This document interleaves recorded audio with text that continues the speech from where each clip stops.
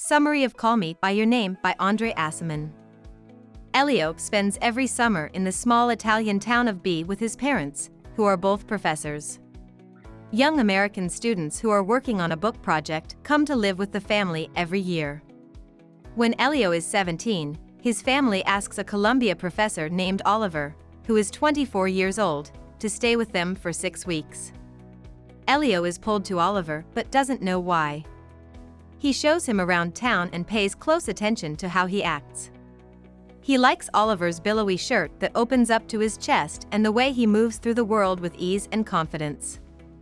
At the same time, he starts to dislike Oliver's easygoing attitude, which he thinks is rude. For example, when Oliver leaves the house, he always says, "Later."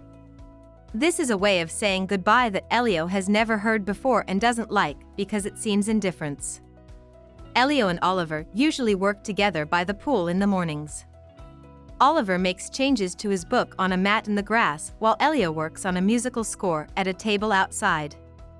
He moves to the edge of the pool to read after lunch and says, "This is heaven." He calls this place heaven or the island of paradise because of this. Every day, Elio watches him relax and asks him every so often if he's asleep. When Oliver isn't sleeping, he talks to Elio. He asks Elio what he's thinking about or talks to him about complicated academic ideas. Oliver is always surprised by Elio's ability to talk about complex ideas.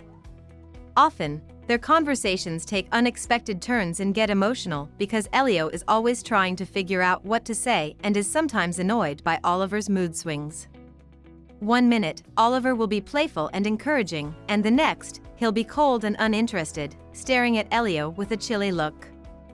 Elio eventually realizes that he likes Oliver, but he can't bring himself to do anything about it. Instead, he tries to hide his feelings and hopes that Oliver will do something to show him that he can feel the energy between them. At the same time, though, he doesn't like it when Oliver gives him a chance to say how he feels. One day, Oliver walks up behind him on the tennis court, wraps one arm around him, and rubs his shoulder with the other, saying that he seems tight. Elio is scared right away, and when Oliver touches him, he backs away. "If I had waited a second longer, I would have gotten lazy," he says. Oliver is surprised and says he must have hurt someone's feelings. Later, Elio realizes that he must have seen through Oliver's act. "Knowing how good he was at sorting out contradictory signals, which I found out later, I have no doubt that he must have already known something," he writes. Elio is still very interested in Oliver all through the summer. Soon, Oliver starts going out with the locals. He starts a relationship with a girl named Chiara who is closer to Elio's age.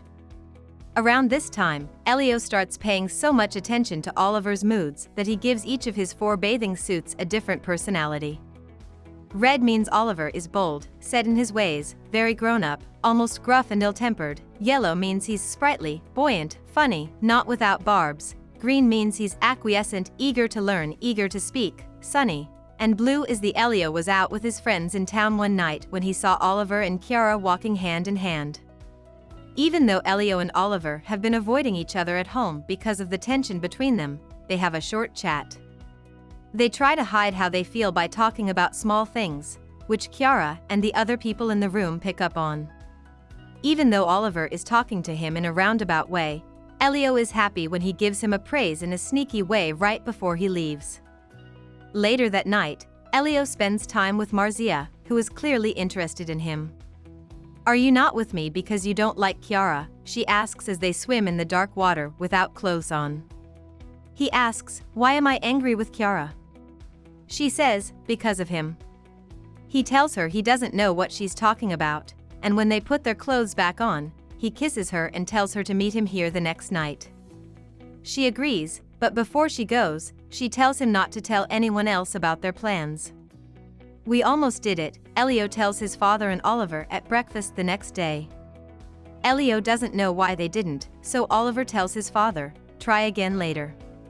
Then he says, "If not later, when?" Elio can't get this phrase out of his mind, so he applies it to their own relationship, which makes him feel like they need to act quickly. As he thinks about the line, He wonders if Oliver has found him out and found out all of his secrets with those 4 cutting words. Elio finally tells Oliver how he feels when he can't take it any longer. Oliver asks, "Do you know what you're saying?" Elio says, "Yes, I know what I'm talking about, and you're not getting any of it wrong." After talking so straight, he waits while Oliver runs inside to see his translator. When he comes back though, it's as if the talk has stopped. After a while, he says, "I wish I hadn't said that." Oliver says, "I'm going to act like you never did," and then says, "We can't talk about that." Elio takes Oliver to one of his favorite places on the way back from town, Monet's berm, where Monet used to paint. After putting their bikes down, they continue talking, but they don't talk directly about how attracted they are to each other. Still, Oliver finally admits that he has known for a long time how Elio feels, no matter how hard Elio has tried to hide it. Then, as if to see what would happen, Oliver moved closer and kissed Elio softly. "Better now?" he asks, but Elio doesn't answer because he's not so sure he liked the kiss as much as he expected, so he decides to test it again, this time pressing his lips more passionately to Oliver's. After a while, Oliver moves away and says that they should leave. "So far we've behaved. We've been good. We both have nothing to be embarrassed about." He says, "Let's keep it that way." When Elio thinks about this, he puts his hand on Oliver's crotch, but this doesn't change anything. As they ride home for lunch, Oliver slides his foot under the table over Elio's. Elio gets a nosebleed when he presses his foot against the top of his arch. He has to leave the table. Later, Oliver goes to his room and asks if he was to blame for the blood. He asks, "Are you going to be okay?" "I thought I was," says Elio. "I'll get over it." That night, Oliver goes out and doesn't get home until late. Elio is sure he had sex with someone else. The days that follow are hard for Oliver and Elio. Oliver spends a lot of time with Vimini, a lovely 10-year-old girl who lives nearby and has leukemia. There is nothing sexual between them, and they don't do anything sexual together. In the meantime, Elio is getting closer to Marzia. At one point, she says that she thinks Elio will hurt her, but when he presses her against a wall, she kisses him back fiercely. Elio is struck by Marzia's boldness and sorrow at the same time.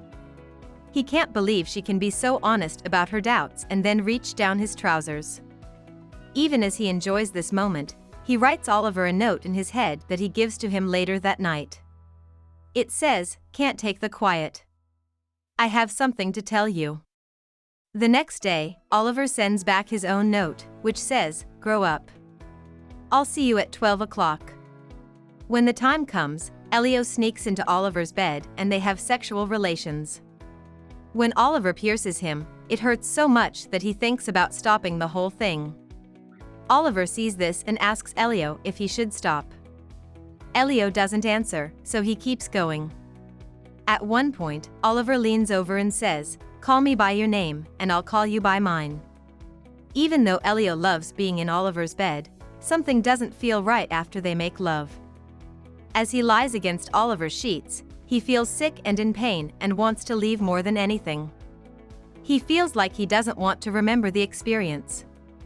He didn't hate it, but he also doesn't want to think about it. This feeling lasts all night and into the morning, and Elio is sure he'll never want to sleep with Oliver again. However, by noon, he's playing with Oliver in a much more sexual way than before. That night, they decide to do it again. Not long after that, Elio and Marzia have sex on the beach. In the last weeks of Oliver's stay in Italy, his friendship with Elio grows stronger. When Oliver finally has to leave, he asks Elio to go with him to Rome, where he will stay for a few days to finish his book and meet with his publisher. Elio's parents let him go, and the trip turns into a romantic getaway for the two young men. They spend their last few days together having sex and partying with a group of lively thinkers they meet at a reading. Elio is sad that he had to say goodbye to Oliver when he goes back to B. He tries to neutralize this pain by anticipating it. His father, who can tell how he feels about Oliver, picks up on this and tells him to accept the emotional pain. To feel nothing so that you don't feel anything, what a waste, he says. Over the next 20 years, Elio doesn't think about Oliver very often. When Oliver, his wife, and their kids go to Italy to spend Christmas with Elio's parents, his mother calls him and puts Oliver on the phone. After just a moment, Oliver starts crying and hands the phone to Elio's mother. Elio is surprised to find that he, too, is getting emotional. At another time, Elio goes to the college town in New England where Oliver teaches. Oliver wants him to come to dinner, but Elio says he can't because it would hurt him too much. Instead, they go to Elio's hotel for a drink and talk about their pasts. They both say that their relationship is still the most important love they've ever had. Oliver meets Elio again when he goes to Italy. Elio shows Oliver around the house, showing him the island of heaven and other places that haven't changed. Oliver says, "I'm like you," at one point. "I can remember everything." When Elio hears this, he stops and thinks that if Oliver really remembers everything, he should turn to him the next day before closing the cab door and leaving, look him in the eye, and call him by his own name. About the author. André Aciman was born in Egypt in 1951 to parents who spoke more than one language. Aciman grew up learning French, Italian, Greek, Judeo-Spanish, and Arabic. In 1965, when it was dangerous for Jews to live in the area, he and his family left Egypt. After a short time as a refugee in Italy with his mother and brother, he, his mother, and his brother moved to New York City in 1968. There, he went to Lehman College and got a degree in comparative literature. He went on to get a PhD from Harvard in the same field.